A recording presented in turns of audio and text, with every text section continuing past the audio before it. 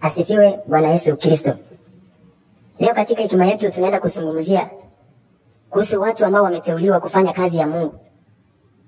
Uwe ni mchungaji, uwe ni kiongozi yeyote ambaye anafanya kazi ya Mungu, wacha akaheshimiwe. Mara nyingi huwa watu tunachukulia jambo hili kama mzaha, lakini ni jambo ambalo tunafaa tulifuate. Zaidi ya yote, kiongozi yeyote ambao unaumia mahali, unateseka kwa sababu unafanya huduma, jua ya kwamba Mungu ako pamoja na wewe. Hata kama unapitia majaribu ya aina gani, yule ambaye alikuchagua ako pamoja na wewe. Angalia hata katika kitabu cha Mwanzo. Kiangalia Mwanzo 37. Kuanzia mstari wa 5. Inasema, usiku mmoja Yosefu aliota ndoto, lakini alipowasimulia ndugu zake, wao wakazidi kumchukia. Aliwaambia, sikilizeni ndoto niliyoota. Huyu ni Yosefu ambaye alikuwa na ndugu zake. Mungu alikuwa amempa kibali. Alikuwa ni muota ndoto. Lakini wakati ambapo alikuwa anasimulia ndugu zake, hawa ndugu walizidi kumchukia. Hata ikafika kiwango wanataka kumwangamiza. Ukisoma hiyo 37, uanzie mstari wa 18.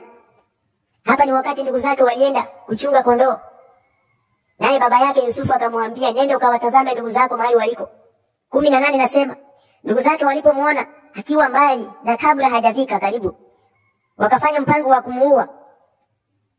Waliambiana, tazameni, yule muota ndoto anakuja. Wakaanza kuulizana, ule mtu ambaye ni muota ndoto amekuja, waje tukamwangamize. Lakini nakuambia, kama Mungu ni yeye amekuita, hata upangiwe njama gani, hakuna anayeweza faulu. Watumishi wengine wamekata tamaa kwa sababu ya kuambiwa maneno. Lakini nakuambia, Mungu aliyekuteua ako na sababu, na huwa anakulinda wakati wote.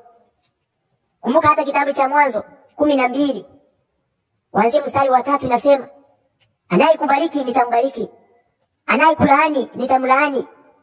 Kwako wewe nitayabariki mataifa yote ya dunia.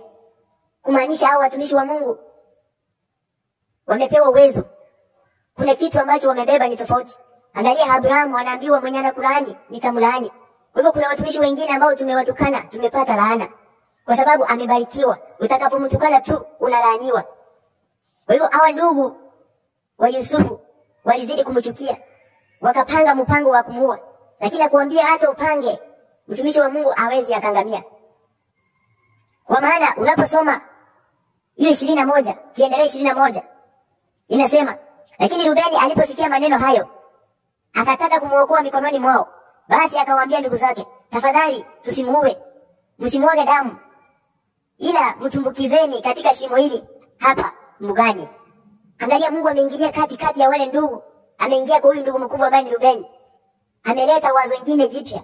Anasema badala ya kumuua, wacha tumweke ndani ya shimo. Kumaanisha Mungu amefanya mpango wa kumuokoa Yusufu. Walikuwa wamepanga wamuue, lakini ameingia ndani ya huyu ndugu ambaye ni Rubeni. Na ametoa wazo ya kwamba badala tumuue, wacha tumweke ndani ya shimo. Kumaanisha mtu ambaye ameteuliwa hamwezi mkamuua.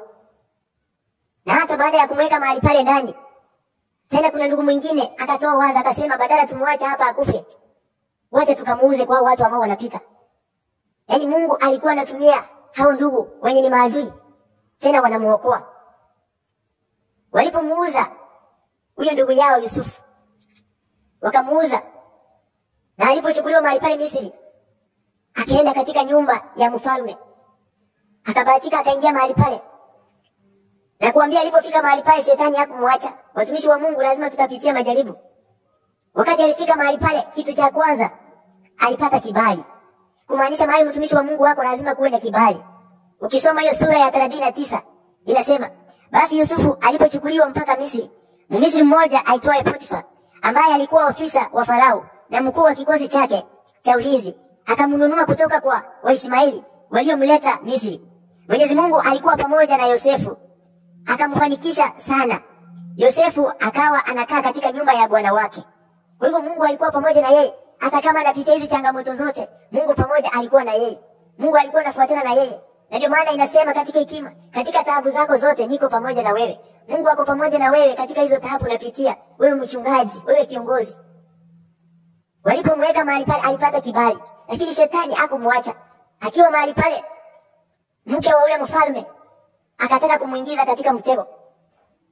Akaukwepa tena ule mtego, Mungu akampitisha. Lakini bahati mbaya akaekwa tena gerezani.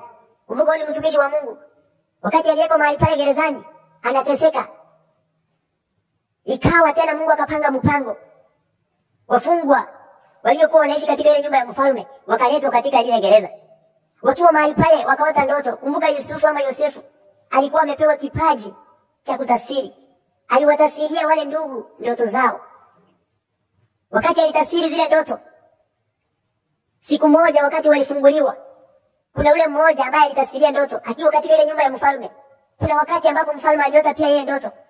Watu wakashindwa kuitafsiri. Lakini yule mmoja akamwambia, "Mfalme, kuna mtu ambaye tulipokuwa gerezani, wakati ambapo ulitushika ukatuweka ndani, wakati tuliota ndoto kuna mtu ambaye alitutafsiria." Wakati mfalme alisikia hivyo, akafurahia, akasema na aletwe. Angalia tena Mungu ameingilia, ndio yule anaandaa kumuondoa gerezani. Mungu ameingilia ndani ya mfalme aote ndoto. Ameingia pia ndani ya ule mtumishi. Aambie mfalme kuna mahali mtu anaweza kutafsiria ndoto. Wewe Mungu anafanya operation. Hawezi akakuacha ukateseke. Yusufu anatolewa mahali pale gerezani. Na ukisoma hiyo 40, mwanzo 40, Yusufu anatafsiri ile ndoto. Na wakati alitafsiri, mfalme alifurahia. Ukisoma hiyo 41 pia, mfalme alifurahia. Yusufu anapewa tuzo, anapewa zawadi. Ukiendelea pia inasema hiyo mwanzo 41 wende hadi mstari wa 37. Inasema shauri alilotoa Yosefu lilionekana kuwa jema mbele ya Farao na watumishi wake wote. Kwa hiyo Farao akawauliza watumishi wake, "Huyu mtu ana roho ya Mungu. Je, tunaweza kumpata mtu mwingine kama huyu?" Kisha akamwambia Yosefu, "Kwa kuwa Mungu amekufunulia haya yote, hakuna mtu mwingine mwenye busara na hekima kama wewe. Wewe ndiwe utakayesimamia nchi yangu na watu wangu wote watakuwa chini ya amri yako." Angalia, Mungu tena anampandisha cheo. Kupitia shida anaendelea kupandishwa cheo.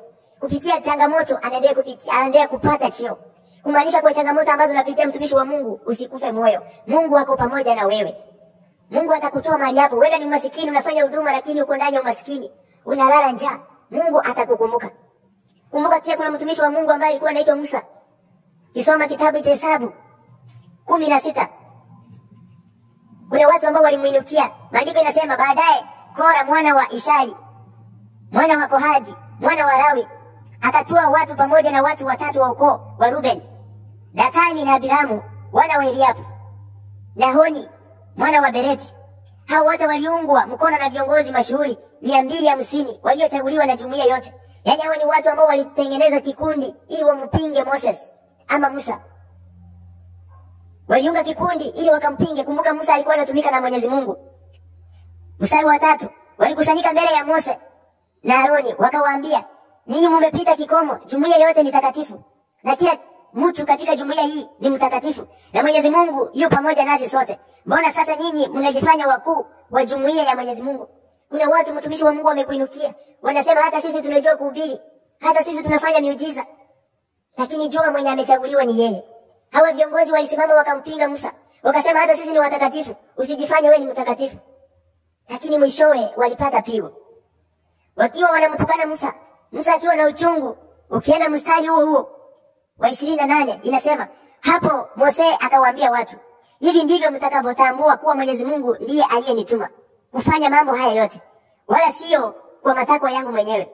Watu hawa wakifa kifo cha kawaida au wakipatwa na maafa kama watu wengine, basi jueni kuwa Mwenyezi Mungu hakunituma. Lakini Mwenyezi Mungu akifanya jambo ambalo alijapata kutendeka, hali ikafanuka ama ikafunuka na kuwameza watu hawa pamoja na kila kitu chao, wakaenda kuzimu wakiwa hai, basi mtajua kuwa watu hawa wamemdharau Mwenyezi Mungu." Angalia mtumishi wa Mungu ambaye ni Musa anaongea na uchungu. Anasema kama mkitaka kujua niliitwa, hao watu wakikufa kifo cha kawaida, basi mjue mimi sijaitwa na Mwenyezi Mungu. Lakini kumbuka neno la Mwenyezi Mungu ama neno la mtumishi wa Mungu alipiti bure. Mtu yeyote ambaye amepakwa mafuta mahali popote mheshimu. Maneno yake hayapiti bure.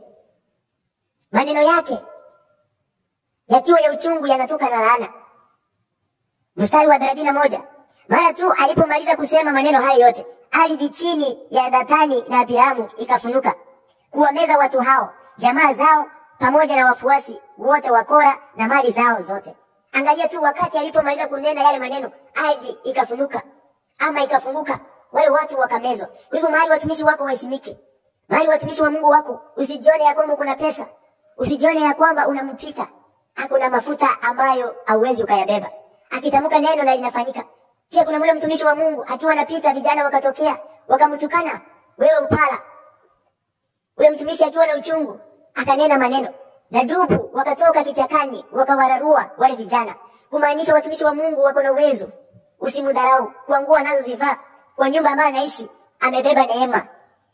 Isaya 41 mstari wake wa 9 inasema, wewe niliyekuleta toka miisho ya dunia, wewe niliyekuambia, wewe mtumishi wangu, mimi sitakutupa, bali nilikuchagua.